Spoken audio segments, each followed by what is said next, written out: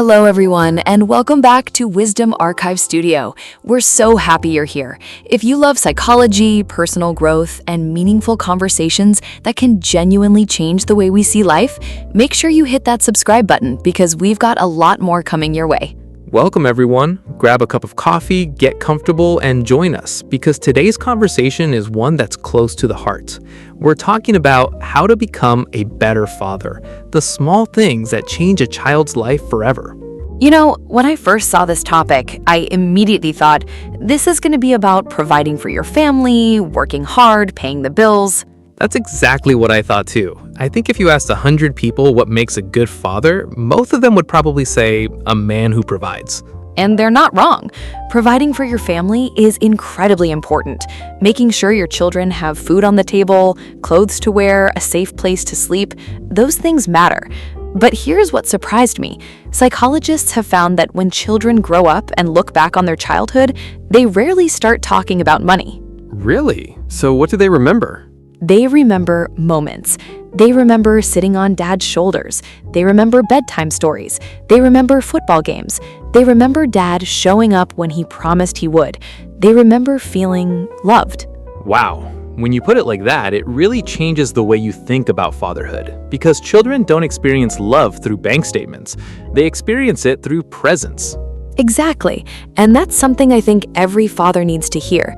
Your child probably isn't keeping score of how many hours you worked this week.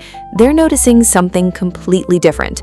They're asking themselves, does dad listen to me? Does he make time for me? Can I count on him? That's powerful. You know, there's a saying that children may not always remember what you said, but they'll always remember how you made them feel. And I think that's incredibly true. Smiles. It really is. In fact, research has shown that children who have emotionally involved fathers often develop stronger self-confidence. They're generally better at handling stress, they're more emotionally secure, they often perform better at school, and they tend to build healthier relationships later in life. That's incredible. So a father's influence goes way beyond childhood. It can actually shape the adult that child becomes. Exactly. And here's something that really fascinated me. Children are always learning from us, even when we think they aren't paying attention. Oh, they're paying attention. Sometimes a little too much. Right? They're watching how dad reacts when he gets frustrated. They're watching how he speaks to their mother, how he treats strangers, how he handles disappointment. They're learning from every little thing. It's almost like children have invisible notebooks. Every day they're writing down, so this is how adults solve problems. So this is how people show love. So this is how men deal with emotions. I love that, because here's the truth. Children don't become who we tell them to become. They often become what they consistently experience. If they experience patience, they learn patience. If they experience kindness, they learn kindness. If they experience criticism every day, well, that often becomes the voice they hear inside their own head. Soulless. That's heartbreaking, because many adults are still carrying words that were spoken to them decades ago. Exactly, which is why becoming a better father isn't about being perfect. It's about becoming intentional. It's about asking, what kind of memories am I creating today? Smiles. So let's make this practical. If being a good father isn't about being perfect, what does it actually look like? Great question, which brings us to something practical. If being a great father isn't about being perfect, what does it actually look like? Let's go through 10 habits that can completely change a child's life. I love this part because none of these habits require a bigger paycheck. They just require intention. That's good news already. All right, habit number 1, listen more than you talk. This one sounds simple, but it's surprisingly difficult. When a child comes to us with a problem, our instinct is usually to jump in and fix it. But children don't always need solutions. Sometimes they simply need someone who will sit beside them and genuinely listen. I think every parent has been guilty of that. A child starts talking, and before they've even finished, we're already giving advice. Exactly. Instead of saying, here's what you should do, try asking, tell me more, or how did that make you feel? Those questions tell a child, I'm interested in your world. And honestly, that's something adults appreciate too. Everyone wants to feel heard. Children aren't no different. Absolutely. Now let's move to habit number 2. Keep your promises. This one seems small, but to a child, it's enormous. If you promise you'll play football after dinner, play football. If you promise you'll come to the school concert, do everything you can to be there, because every promise you keep tells your child, Dad keeps his word. Trust isn't built with one big moment. It's built through hundreds of little moments. Every promise kept is another brick in the foundation of that relationship. I couldn't have said it better. Now, habit number 3, be emotionally available. Tell your children, I love you, I'm proud of you, I'm here if you need me. Never assume they already know. Say it. Children need to hear those words. You know, it's amazing how many adults still remember the very first time their father told them, I'm proud of you. Some can even remember exactly where they were standing. That's how powerful those words are. Words have a way of staying with us, sometimes for a lifetime, and the words we speak to our children often become the words they eventually say to themselves. Warmly. That's beautiful. So if you're listening today, maybe today's a day to tell your child, I'm proud of you. You never know how much they might need to hear it.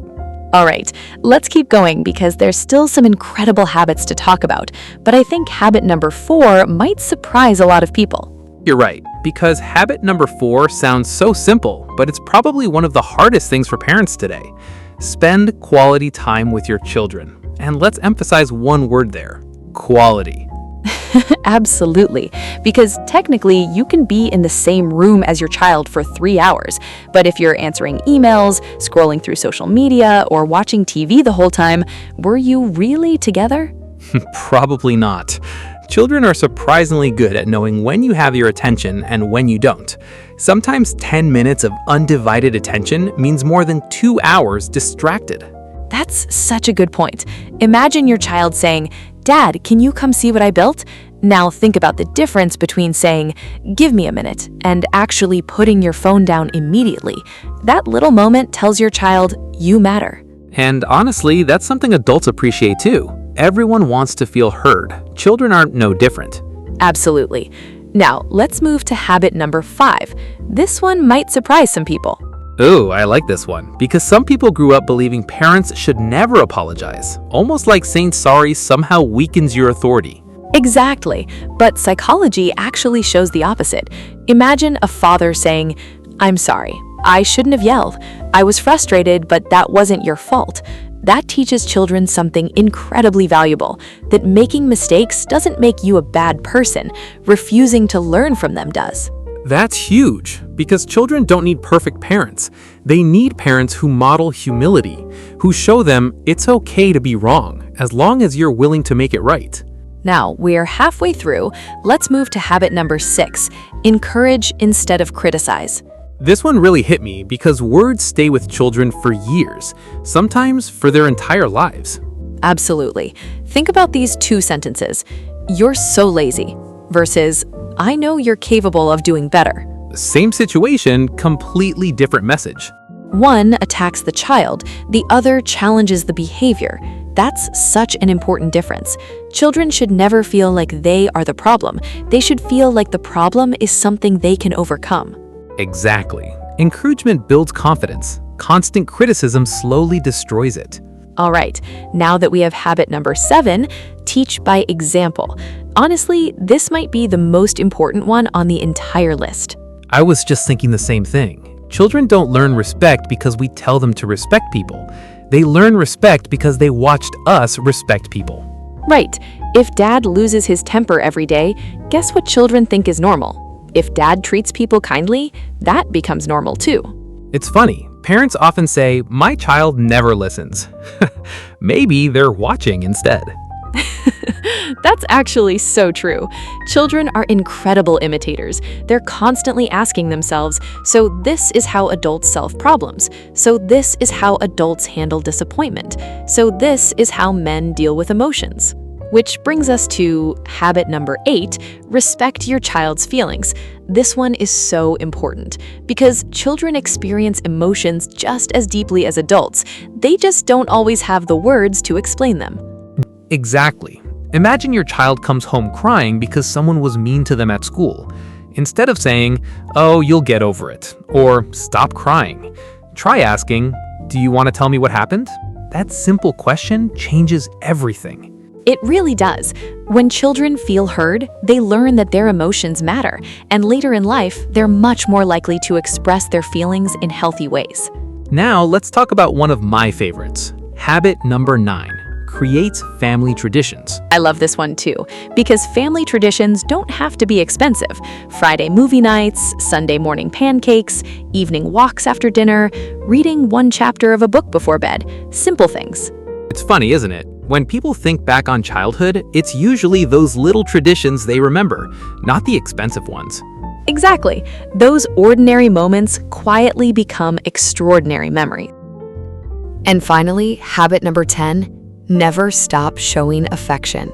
A hug before school, a high five after a football match, a smile, a simple, "I'm proud of you." Those little gestures have incredible power. You know, sometimes fathers think, my child already knows I love them. Maybe they do, but hearing it, that's different. Never underestimate the power of saying those words out loud. Looking back at all 10 habits, you notice something interesting. None of them require a lot of money. I noticed that too. Not one habit said, buy a bigger house or buy more toys. Instead, they all require something much more valuable. Your attention, your patience, your kindness, your consistency. Exactly. And that's probably why psychologists say the greatest gift a father can give isn't found in a wallet. It's found in the relationship he builds with his child. Thoughtfully, but as inspiring as these habits are, there's another side to this conversation. Sometimes fathers don't realize they're slowly pushing their children away, not through one big mistake, but through small habits repeated over time. That's such an important point. And in the next part of our conversation, let's talk about those mistakes, because understanding what creates emotional distance can be just as important as knowing what builds connection. You know, hearing those 10 habits makes me think about something else. Sometimes becoming a better father isn't just about what you should do. It's also about recognizing the things that quietly damage the relationship. Exactly. And what's interesting is that these relationships usually don't fall apart because of one huge mistake. It's rarely one argument.